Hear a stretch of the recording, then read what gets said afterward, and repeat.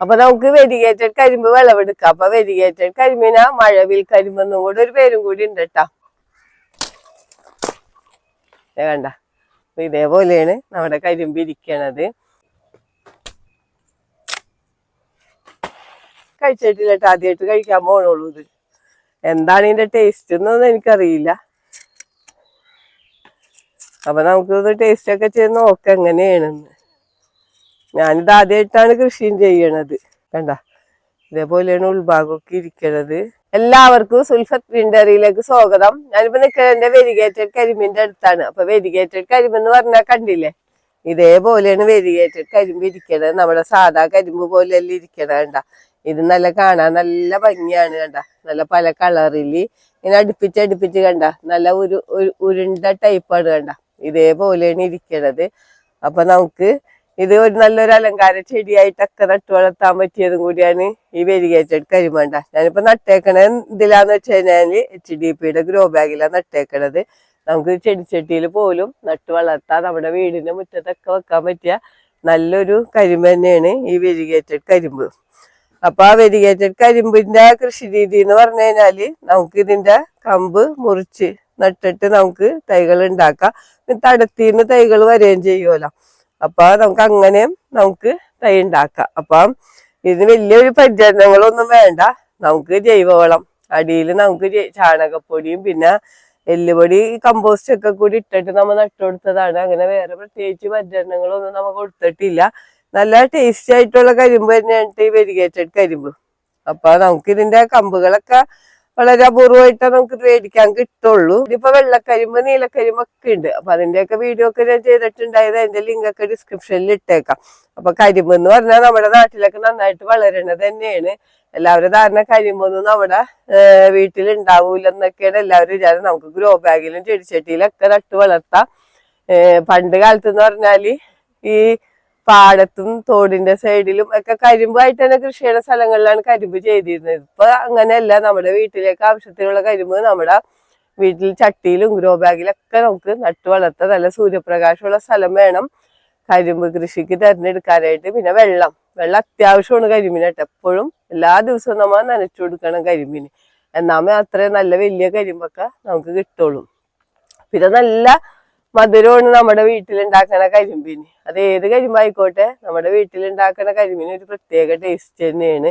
അപ്പൊ പണ്ട് നമുക്ക് കരിമ്പൊക്കെ മേടിക്കാൻ കിട്ടണത് എപ്പോഴാന്ന് വെച്ച് കഴിഞ്ഞാല് ഈ ഉത്സവ പാടങ്ങളിലും പള്ളിപ്പെരുന്നാളിനൊക്കെയാണ് നമുക്ക് കരിമ്പ് മേടിക്കാൻ കിട്ടുള്ളൂ. അല്ലാതെ നമുക്ക് കടകളിൽ നിന്ന് കരിമ്പൊന്നും കിട്ടൂലല്ലോ.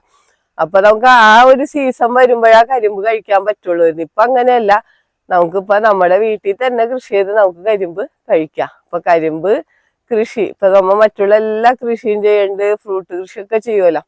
അപ്പൊ അതിന്റെ കൂടെ നമുക്ക് കരിമ്പും കൂടെ നട്ടുപിടിപ്പിച്ച് കഴിഞ്ഞാല് നല്ല ഫ്രഷ് ആയിട്ട് ഉള്ള കരിമ്പ് എപ്പോ വേണമെങ്കിലും നമുക്ക് കഴിക്കാം. നമ്മുടെ വീട്ടിൽ കരിമ്പ് നട്ടാലുള്ള പ്രത്യേകത എന്ന് പറഞ്ഞു കഴിഞ്ഞാല് നമുക്ക് പോരണ വിളവെടുത്താൻ അടുത്തത് ഇങ്ങനെ വരും. അപ്പൊ നമുക്ക് എപ്പോ വേണമെങ്കിലും കരിമ്പ് കഴിക്കാം. അപ്പൊ നമുക്ക് വെരിഗേറ്റഡ് കരിമ്പ് വിളവെടുക്കാം. അപ്പൊ വെരിഗേറ്റഡ് കരിമ്പിനാ മഴവിൽ കരിമ്പെന്നും കൂടെ ഒരു പേരും കൂടി ഉണ്ട് കേട്ടാ. അപ്പൊ കണ്ട, നമുക്കിതൊന്ന് വിളവെടുക്കാം. കണ്ട, ഇതേപോലെയാണ് നമ്മുടെ കരിമ്പ് ഇരിക്കണത്. നമുക്ക് പിന്നിപ്പോ നമുക്ക് ഇതിന്റെ മുകൾ ഭാഗം നട്ടുകൊടുക്കാട്ടാ. കണ്ട, നമുക്ക് ഈ ഒരു ഭാഗവും നമുക്ക് നട്ടുകൊടുക്കാം. പിന്നെ നമുക്ക് നടാനായിട്ടാണെങ്കിൽ നമുക്ക് ഇതിന്റെ എല്ലാ പീസും നമുക്ക് നട്ടുകൊടുക്കാം. അപ്പൊ നമുക്ക് ഇതൊന്ന് നമുക്ക് എങ്ങനെയാണ് ഇതിന്റെ ടേസ്റ്റ് നമുക്ക് നോക്കാം.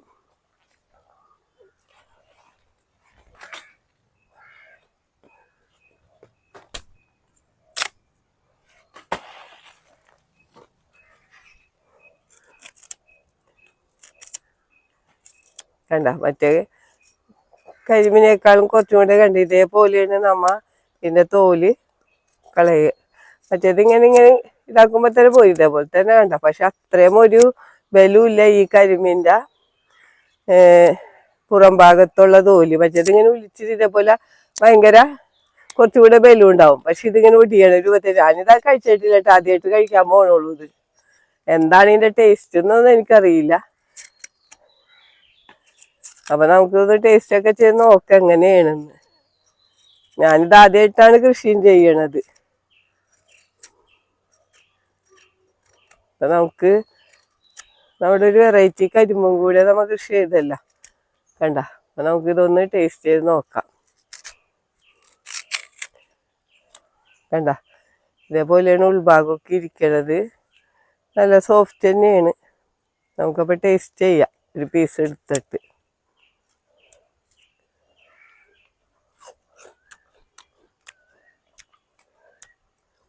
മധുരമൊക്കെ ഉണ്ട്, നമ്മുടെ സാധാ കരിമ്പ് പോലത്തെ തന്നെ മധുരമൊക്കെ ഉണ്ട്, സാധാ കരിമ്പ് കഴിക്കണ പോലെ തന്നെ. അപ്പൊ നമുക്ക് ഇതിന്റെ കമ്പുകളൊക്കെ നട്ടിട്ട് നമുക്ക് തൈകൾ ഉണ്ടാക്കാം. നമുക്ക് ചെടിച്ചട്ടിയിലും ഗ്രോ ബാഗിലൊക്കെ നമുക്ക് കൃഷി ചെയ്യാം. അപ്പൊ എല്ലാവരും ഒരു വെരിഗേറ്റഡ് കരിമ്പും കൂടെ, ഇപ്പൊ വെരിഗേറ്റഡ് ആയ ഒരുപാട് ഐറ്റംസ് ഉണ്ട്, അതിന്റെ കൂടെ നമുക്കൊരു വെരിഗേറ്റഡ് കരിമ്പും കൂടെ നമ്മുടെ കൃഷിത്തോട്ടത്തിൽ വെച്ചുപിടിപ്പിക്കാം. അപ്പൊ കണ്ട, നമ്മ വെരിഗേറ്റഡ് കരിമ്പിനെ കണ്ട ഓരോ മുട്ടിന്റെ മോളിൽ വെച്ചിട്ടും കണ്ട ഇതേപോലെ മുള വന്നാണ്ട്. അപ്പൊ നമുക്കൊരു പീസ് നട്ടുകൊടുത്തു കഴിഞ്ഞാൽ ഇതേപോലെ മുള വന്ന് തൈകൾ ഉണ്ടായിക്കോളും. കണ്ട, എല്ലാ മുട്ടിന്റെ മുകളിലും കണ്ട ഇതൊക്കെ നമുക്ക് പുതിയ തൈകളായിട്ട് കിട്ടും. നമ്മ ഇങ്ങനത്തെ ഒരു പീസ് നട്ടുകൊടുത്താൽ മതി. അപ്പൊ നമ്മുടെ വീട്ടിൽ തന്നെ ഒരു അലങ്കാര ചെടിയായിട്ട് കൂടി നട്ടു വളർത്താൻ പറ്റിയതാണ് വെരിഗേറ്റഡ് കരിമ്പ്. നമുക്ക് ലോണിന്റെ സൈഡിലൊക്കെ നട്ടു കൊടുക്കുകയാണെങ്കിൽ കാണാൻ നല്ല ഭംഗിയുമായിരിക്കും, നമുക്ക് കരിമ്പ് കിട്ടുകയും ചെയ്യും. അപ്പൊ എല്ലാവരും ഒരു വെരിഗേറ്റഡ് കരിമ്പും കൂടെയൊക്കെ നട്ടുപിടിപ്പിക്കണം.